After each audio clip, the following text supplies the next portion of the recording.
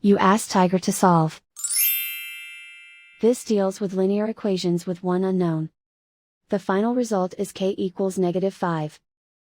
Let's solve it step by step. Group all constants on the right side of the equation. Subtract 20 from both sides. Group like terms. Simplify the arithmetic.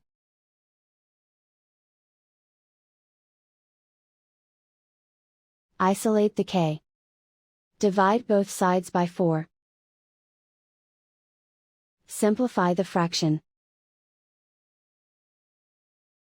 Find the greatest common factor of the numerator and denominator.